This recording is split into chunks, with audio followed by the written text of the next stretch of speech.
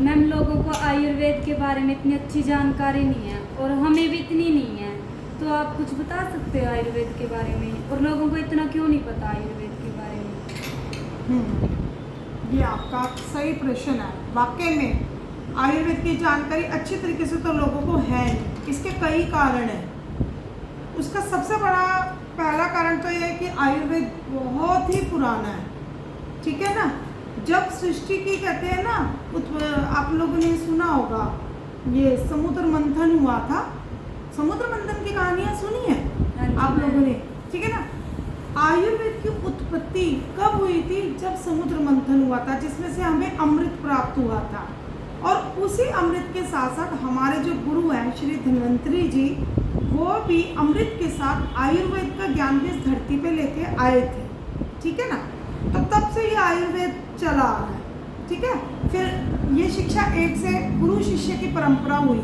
आने वाले वक्त में जो पिछला वक्त है, तो गुरु ने शिष्य को दी, फिर आगे उसने अपने शिष्य को ये शिक्षा दी।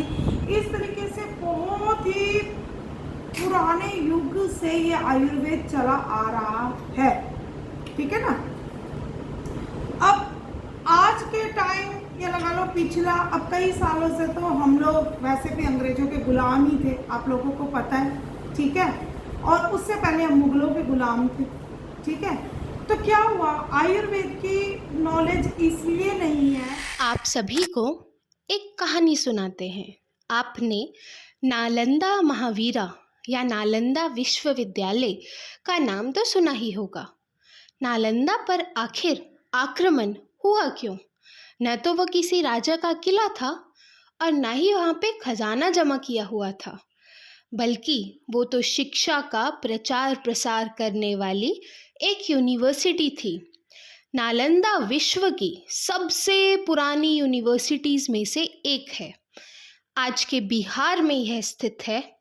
1193 एडी में अफगान तुर्की जनरल बख्तियार खिलजी ने नालंदा पर आक्रमण कर दिया। लेकिन क्यों? ऐसा कहा जाता है कि बख्तियार खिलजी एक बार बहुत बीमार पड़ गया था। बहुत से उपाय और हकीमों के बाद भी वह ठीक नहीं हो पा रहा था। ऐसे में किसी ने उसे सलाह दी कि नालंदा महावीरा के प्रिंसिपल राहुल श्री भद्र से इलाज कराया जाए। पहले तो उसने वह सलाह नहीं मानी, लेकिन जब उसकी तबीयत बहुत ज़्यादा बिगड़ गई तो उसने उन्हें अपने पास बुलाया।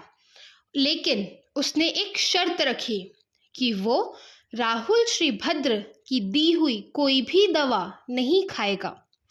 वो उन्हें चैलेंज कर रहा था और उसका उद्देश्य हिंदुओं को नीचा दिखाना भी था।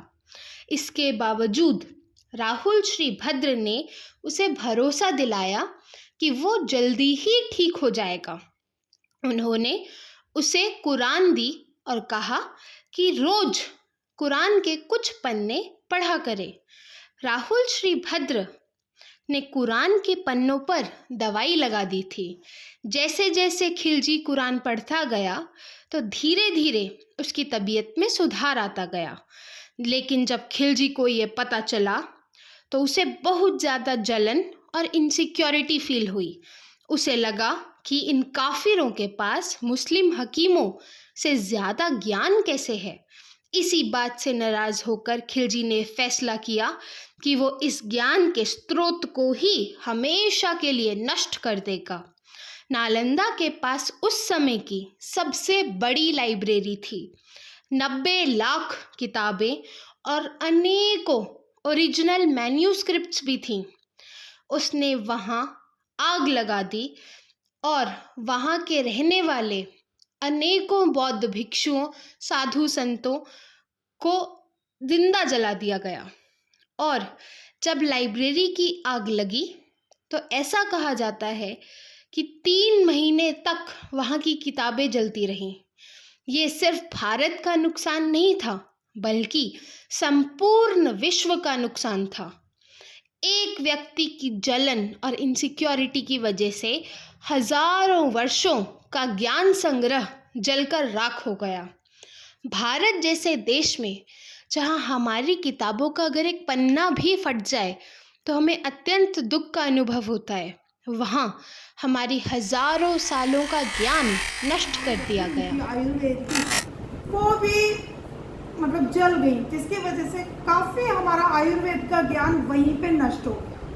ठीक है, अब जो प्रेजेंट में आयुर्वेद है वो उस समय जो किताबें हमारी बच गई, ठीक है, तो वो किताबों के थ्रू अब आयुर्वेद आके चल रहा है। इवन जो भी तरक्की हो रही है आयुर्वेद में या किसी और मेडिकल फील्ड में, हमारे ऐसे कई बड़े बड़े ग्रंथ हैं। आपको उदाहरण के तौर पे बताऊं, चरक, सुश्रुत, ठीक है, अष्टांग संग्रह, हृदय, ऐसी कई किताबें हैं जिसमें हमारे आयुर्वेद का ज्ञान बहुत अच्छे तरीके से दिया हुआ है। अब मैं आपको ये भी बताऊं कि जो चरक है वो हमारे मेडिसिन के गुरु हैं, ठीक है ना। वो उन्होंने हमको बीमारियों के बारे में बताया है कि बीमारियों को दवाइयों से हम कैसे ठीक कर सकते हैं। और जो सुश्रुत जी हैं, हमारे जो गुरु हैं, वो शल्य चिकित्सक यानी कि वो सर्जन है, ठीक है। तो जो सर्जरी आज हम देखते हैं वो पुराने और पुराने काल में भी होती थी, पुराने समय में भी सर्जरी होती थी। एक सिंपल पे तौर पे मैं आपको बताऊं कि आजकल हम नॉर्मल डिलीवरी के बाद, जैसे किसी की नॉर्मल डिलीवरी नहीं होती तो हम उनको सिजेरियन के लिए बोलते हैं ना, है ना। तो ये सिजेरियन की प्रक्रिया जिसको हम वामदेवीय प्रसव बोलते हैं, ये बहुत पहले से ही होता आ रहा है। नॉर्मल डिलीवरी पहले जब मुश्किल होती थी किसी भी प्रेग्नेंट लेडी की, गर्भवती महिला की, तब भी वामदेवीय प्रसव यानी सिजेरियन किए जाते थे, ठीक है। फिर क्या हुआ कि मैंने आपको ये कंसेप्ट बताया कि भी जैसे जैसे हमारी किताबें नष्ट करी गई, ठीक है, हमारी किताबों को मतलब हमारी यूनिवर्सिटी में से किताबें ख़त्म हो गई, तो जो ज्ञान हमारे पास बचा हुआ है आज हम उसी का सहारा लेकर चिकित्सा करते हैं। फिर भी आज हमारे पास इतना ज्ञान फिर भी है, इतना नष्ट होने के बावजूद, कि हम किसी भी बीमारी पे विजय प्राप्त कर सकते हैं, ठीक है। बाकी आपने एक अगला क्वेश्चन पूछा था कि आम लोगों को, क्या पूछा था आपने? आम लोगों को आयुर्वेद के बारे में इतना क्यों नहीं पता? उसका कारण है, तो देखो, शिक्षा, ठीक है। शिक्षा में क्या था कि आज के समय में मेरे हिसाब से 30-35 साल से तो लोग ज़्यादा शिक्षा को ग्रहण कर रहे हैं, पर उससे पहले शिक्षा इतनी लोग ग्रहण नहीं करते थे, ठीक है ना। शिक्षा की कमी की वजह से यही सोच लो कि लोगों को इस चिकित्सा का ज्ञान नहीं हुआ। जब आप पढ़ोगे लिखोगे तभी आप किसी किताबों को पढ़ोगे, तभी आप किसी चीज़ का ज्ञान प्राप्त करोगे। आम लोग भी जब पढ़ेंगे, या ये कह लो कि जैसे आज मेरे पास ये YouTube चैनल है, मैं इसके माध्यम से लोगों को आयुर्वेद के बारे में बता रही हूँ। इस तरीके के कोई प्लेटफॉर्म्स इतने ना होना कि जिससे हम उसके ऊपर प्रचार कर सकें, ठीक है ना।